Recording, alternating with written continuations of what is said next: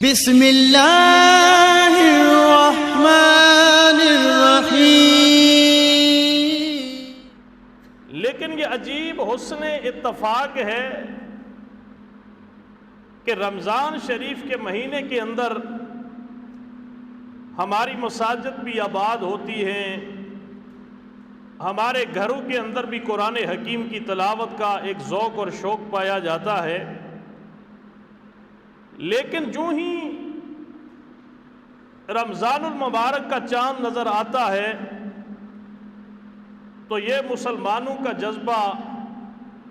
ماند پڑ جاتا ہے، ٹھنڈا پڑ جاتا ہے، سرد پڑ جاتا ہے۔ یعنی ایک چاند دیکھ کے ہم مساجد کو آباد کرتے ہیں، مساجد کا رخ کرتے ہیں، اور دوسرا چاند دیکھ کر ہم مساجد سے اپنے آپ کو دور کر لیتے ہیں، دوسرے الفاظ میں مساجد کو غیر آباد کر دیتے ہیں۔ اس بات کا شاید وہ شخص بہتر جواب دے سکتا ہے جو رمضان شریف کے مہینے کے اندر تو باقاعدہ طور پر نماز پنجگانہ ادا کرتا ہے، لیکن جب رمضان شریف کا مہینہ گزر جاتا ہے تو وہ مساجد کی طرف آنا تو دور کی بات ہے، گھر کے اندر بھی نماز کی ادائیگی کا اس طریقہ سے اہتمام نہیں کرتا جس طریقہ کے ساتھ وہ رمضان المبارک کے مہینے میں نماز کے اوپر کاربند تھا، نماز کے اوپر عمل پیرا تھا۔ اسی طرح رمضان شریف کے مہینے کے اندر قرآن حکیم فرقان مجید کی تلاوت کرنے والا شخص جب رمضان کا مہینہ گزر جاتا ہے تو اس کا جواب تو وہی بہتر انداز سے دے سکتا ہے کہ رمضان شریف کے گزرنے کے بعد وہ شخص قرآن حکیم کی تلاوت کو ترک کیوں کر دیتا ہے۔ اسی طرح مساجد کے اندر جب رمضان شریف کا آخری جمعۃ المبارک ہوتا ہے، جو رمضان کا جمعہ ہوتا ہے، اسے باقاعدہ طور پہ جمعۃ الوداع کا نام دیا جاتا ہے کہ آج الوداع جمعہ ہے۔ یہ بات میری سمجھ سے باہر ہے۔ وہ خطباء، وہ علماء جو مساجد کے اندر رمضان شریف کے آخری جمعے کو جمعۃ الوداع کہہ کر پڑھاتے ہیں اور الوداع جمعہ کہہ کر اسے مناتے ہیں، اس لیے کہ الوداع کا مطلب یہ ہوتا ہے کہ اس کے بعد ہم نے اس سے ملاقات نہیں کرنی۔ ایک تو الوداع کا معنی یہ ہوتا ہے، اور دوسرا الوداع کا معنی یہ ہوتا ہے کہ آپ سے جو شخص بچھڑ رہا ہے، جو چیز بچھڑ رہی ہے، وہ ایک طویل عرصے تک آپ سے جدا رہے گی۔ آپ کے گھر سے جو بچہ روزانہ کی بنیاد پہ گھر سے باہر جاتا ہے، گھر کا فرد جو باہر جاتا ہے، اسے اس طریقہ سے پروٹوکول نہیں دیا جاتا کہ یہ مڑ کے پتہ نہیں سال بعد آئے، 6 مہینے کے بعد آئے، لیکن جو شخص بیرون ملک جاتا ہے یا لمبے سفر کے اوپر جاتا ہے، اس کی الوداعی دعوتیں بھی کی جاتی ہیں، الوداعی طور پہ اس کے ساتھ ملاقاتیں بھی کی جاتی ہیں، یا کوئی شخص کسی جگہ پہ ملازم ہو، اس کی سروس پوری ہو جائے، یا کسی جگہ سے وہ اپنی نوکری کو ختم کر کے کسی اور جگہ پہ جا رہا ہو تو کہا جاتا ہے یا جس کی الوداعی تقریب ہے۔ لیکن یہ بات حیران کن بات ہے کہ رمضان شریف کا مبارک مہینہ جب آتا ہے اور رمضان شریف کا جب آخری جمعۃ المبارک آتا ہے تو ہمارا ذہن پہلے سے بنا ہوتا ہے کہ آج جمعۃ الوداع ہے۔ ہاں، یہ تو آپ کہہ سکتے ہیں کہ رمضان کا یہ آخری جمعہ ہے، لیکن آپ اسے جمعۃ الوداع نہیں کہہ سکتے، اس لیے کہ دیکھ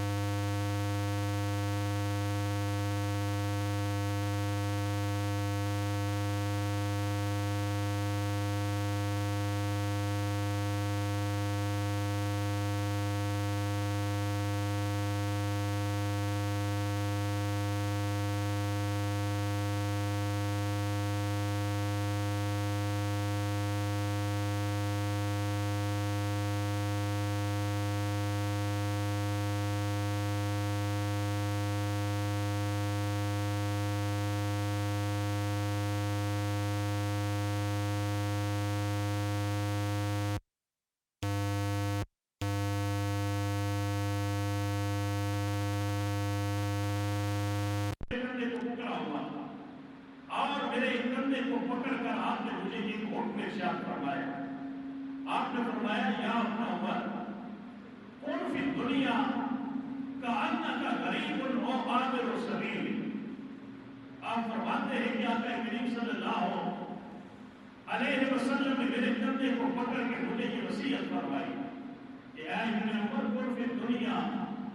کأنک غریب او عابر سبیل. اے ابن عمر دنیا کے اندر اس طرح سے رہ کأنک غریب گویا کہ تو اس دنیا کے اندر اجنبی ہے اور عابر سبیل یا کوئی پردیسی ہے مسافر ہے. آپ فرماتے ہیں کہ اللہ کے نبی سرور کائنات صلی اللہ علیہ وسلم کی وصیت مبارکہ جو آپ نے میرے کندھے کے اوپر ہاتھ رکھ کے فرمائی کہ اے ابن عمر دنیا کے اندر اس طرح ہے جس طرح ایک مسافر ہوتا ہے یا ایک اجنبی شخص کسی جگہ پر وہ ہوتا ہے. حضرت سیدنا عبداللہ ابن عمر رضی اللہ تعالیٰ عنہ کی ساری زندگی آپ اس حدیث مبارکہ کے بعد یقول و لوگوں سے یہ کہا کرتے تھے اذا امسیت فلا تنتظر الصباح واذا اصبحت فلا تنتظر المساء. کہ لوگوں اگر اللہ تمہیں صبح عطا فرما دے تو پھر شام کا انتظار نہ کیا کرو کہ شام بھی ملے گی یا نہیں ملے گی. اور اگر اللہ تمہیں شام نصیب کر دیتا ہے تو پھر صبح کا انتظار نہ کیا کرو, صبح کی امید میں نہ رہا کرو کہ اللہ تمہیں صبح بھی عطا فرمائے گا. اس حدیث مبارکہ کے اندر حضرت سیدنا ابن عمر رضی اللہ تعالیٰ عنہ نے بہت پیاری بات ارشاد فرمائی. ہم اس امید کے اندر ہوتے ہیں کہ اگلا رمضان آئے گا پھر روزے رکھیں گے,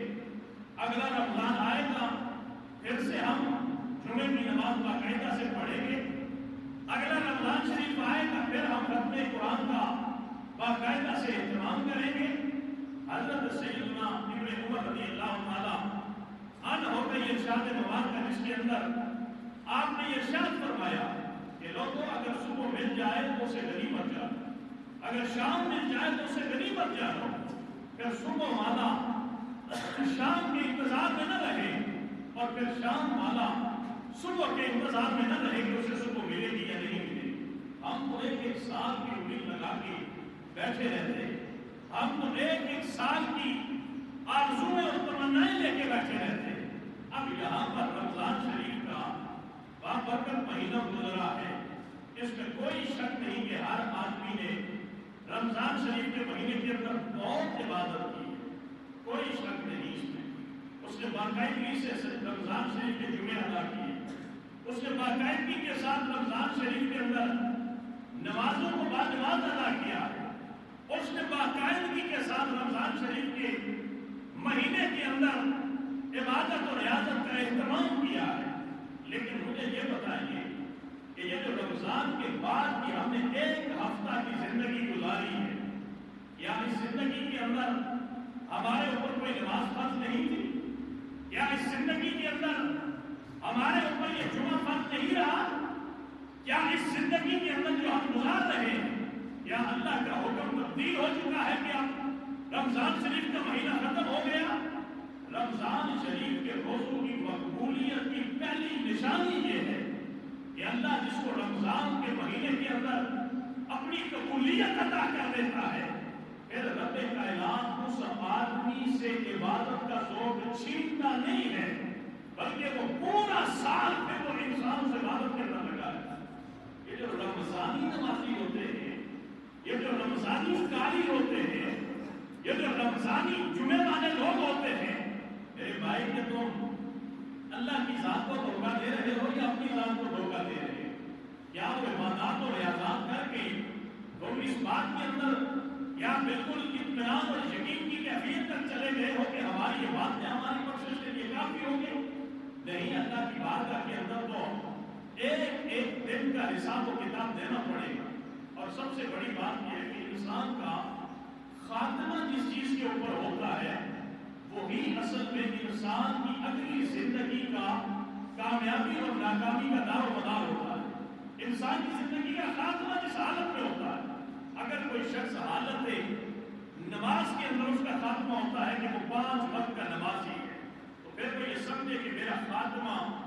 ان ایام کے اندر ہوا ہے جن ایام کے اندر میں باقاعدگی سے نماز پڑھ رہا ہوں۔ اگر کوئی قرآن کی تلاوت کرنے والا ہے اور دوران تلاوت ان ایام کے اندر اس کی موت آ جاتی ہے تو وہ یہ سمجھے کہ مجھے تو اللہ نے ان ایام کے اندر موت دی ہے جن ایام کے اندر میں عبادت اور ریاضت کا باقاعدگی کے ساتھ اہتمام کرتا تھا۔ لیکن مجھے یہ بتائیے کہ اللہ نعوذ باللہ کوئی ہماری باتوں کا مرہون فکر تو نہیں ہے کہ ہم جا کے وہاں کہیں گے مالک کائنات رمضان شریف کے مہینے کے بعد میرا وصال ہوا ہے تمہارا ہو، لیکن رمضان کے مہینے میں تو میں نمازیں پڑھتا رہا، رمضان کے مہینے کے اندر تو میں قرآن کی تلاوت کرتا رہا، رمضان کے مہینے کے اندر تو میں باقاعدگی کے ساتھ نماز پنج گانا واجبات پڑھتا رہا۔ ہاں یہ ہم رمضان شریف کے اندر اگر موت آ جائے تو وہ خوش نصیب لوگوں کو آتی ہے، ہم رمضان شریف کے مہینے کے اندر یہ کہہ سکتے ہیں، لیکن اس کے بعد کی زندگی جو ہم اپنی من مرضی سے گزار رہے ہوتے ہیں، اپنی خواہشات سے گزار رہے ہوتے ہیں، اپنی آرزوؤں سے گزار رہے ہوتے ہیں۔ اب مجھے یہ بتائیے کہ کیا اس نماز کی فرضیت کا حکم ختم ہو چکا ہے یا اللہ نے ہم سے سجدے کی توفیق چھین لی ہے؟ یا قرآن حکیم کی تلاوت کا ثواب اب ختم ہو چکا ہے یا اللہ نے اب ہم کو قرآن سے دور کر دیا ہے؟ یہ تنہائی کے اندر بیٹھ کے انسان کو اس بات کی غور و فکر کرنی چاہیے کہ یار اگر وجہ کیا ہے کہ رمضان شریف کے اندر میں نماز بھی پڑھتا تھا، رمضان شریف کے مہینے کے اندر میں روزے بھی رکھتا تھا، رمضان شریف کے مہینے کے اندر میں باقاعدگی کے ساتھ تراویح کا اہتمام بھی کرتا تھا، پھر وجہ کیا ہے کہ میں رمضان کے گزرنے کے ساتھ ساتھ پھر مجھ سے یہ ساری نعمتیں چھن گئی؟ یہ تو حدیث مبارکہ آپ نے رمضان شریف کے مہینے کے اندر سنی ہے کہ رمضان کا جب مہینہ آتا ہے تو اللہ تعالیٰ شیطان کو زنجیروں کے اندر جکڑ دیتا،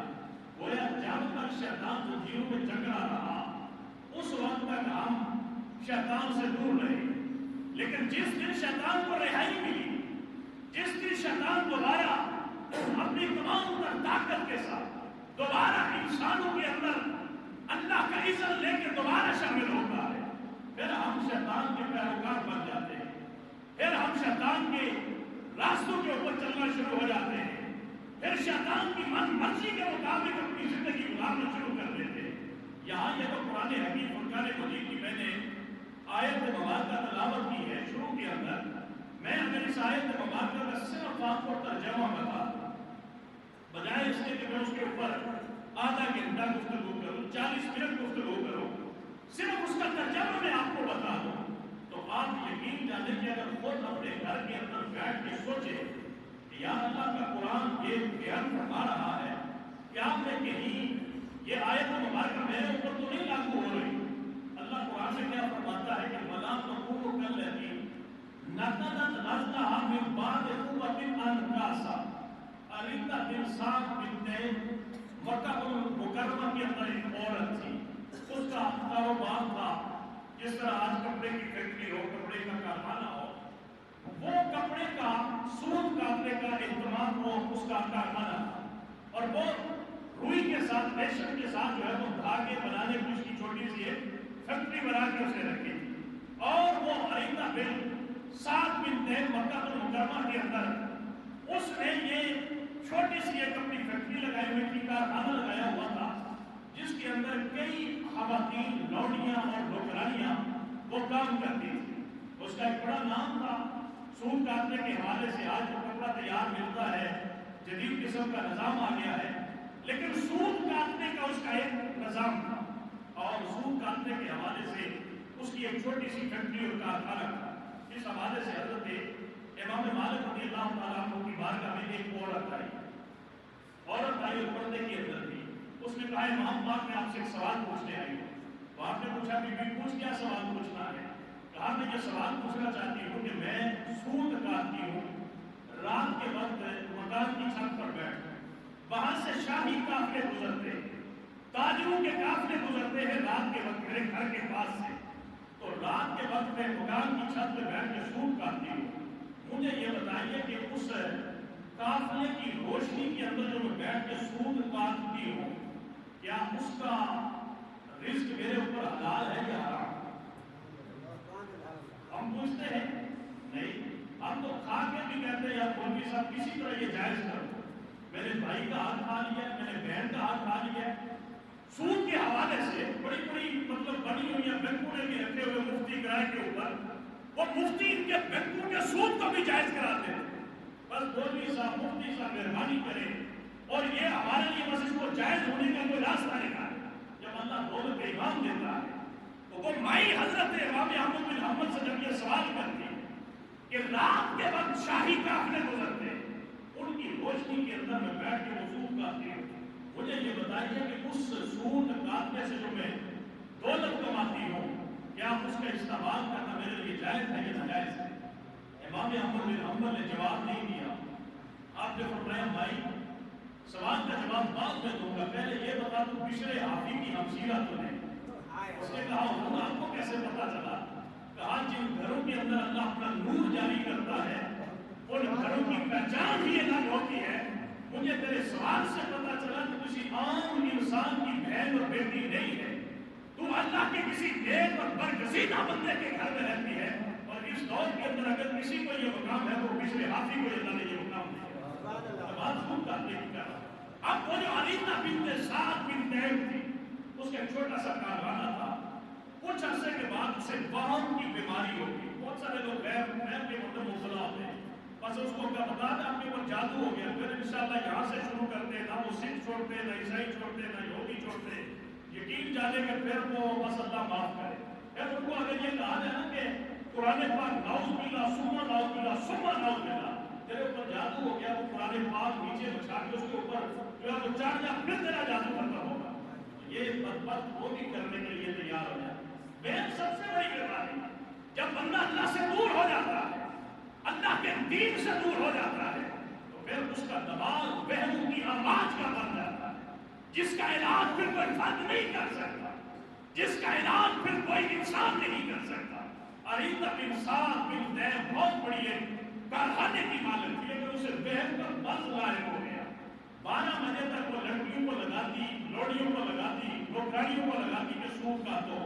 وہ سود کان کے جب دھاگا تیار کرتی نا تو عریضہ بن سعد آتی اور آ کے اس سود جو کاتا ہوا سود ہوتا تھا اس کو ریزے ریزے کر دیتی خود اپنے ہاتھوں کے ساتھ. اللہ قرآن میں فرماتا ہے وَلَا تَكُونُوا كَالَّتِي، لوگوں اس عورت کی طرح نہ ہو جائے نَقَضَتْ غَزْلَهَا، جس نے اپنے دھاگوں کو ریزہ ریزہ کر دیا. مِن بَعْدِ قُوَّةٍ أَنْكَاثًا، بہترین طریقے کے ساتھ سود کاٹنے کے بعد اس نے اپنے سود کے دھاگوں کو ریزہ ریزہ کر دیا. اس عورت کی طرح نہ ہو جائے. یہ ہم کوئی لوگ پورا رمضان کا مہینہ سود کاٹتے رہتے ہیں، تراویح بھی پڑھتے ہیں، قرآن حکیم کی تلاوت بھی کرتے ہیں، باقاعدگی کے ساتھ پنجگانہ نماز جماعت کے ساتھ ادا کرتے ہیں، لیکن رمضان شریف جو ہی گزرتا ہے ہم اپنے عمل کے ساتھ وہ رمضان کی باتوں کو خود دار کر دیتے ہیں، خود ختم کر دیتے ہیں. اللہ سے دعا فرمائے کہ اللہ ہمیں اس عورت کی طرح نہ کرے جس عورت نے ساری اپنی سود کاٹنے کی محنت کو اپنے ہاتھوں سے ریزہ ریزہ کر دی. اللہ ہر شخص کو عبادت کے بعد دنیا سے یہ عبادتیں لے جانے کی توفیق بھی اللہ عطا فرمائے. اللہ انسان کو نیک بنائے لیکن نیک ہے بن کر یہ نیکیاں ساتھ لے جانے کی اللہ توفیق بھی عطا فرمائے. رمضان شریف کے مہینے کے اندر ہماری عبادت اور ریاضت کو اللہ قبول بھی فرمائے اور اس عبادت کو اللہ کرنے کے بعد موت تک ہمیں اللہ اس عبادت کے اوپر قائم و دائم بھی فرمائے. لیکن حالت ہماری سچی بات ہے اس عورت کی طرح ہے جس کا اللہ قرآن میں فرماتا ہے کہ اس نے اپنے سود کو کاٹ کاٹ کے جب دھاگے تیار ہو جاتے تو وہ اپنے ہاتھوں کے ساتھ اس کو ریزہ ریزہ کر دیتے. اللہ ہم سب کی حفاظت فرمائے. جن لوگوں نے عبادتیں کی اللہ عبادتیں قبول فرمائے اور مزید اللہ ہمیں عبادت میں استقامت عطا فرمائے. وآخر دعوانا الحمدللہ.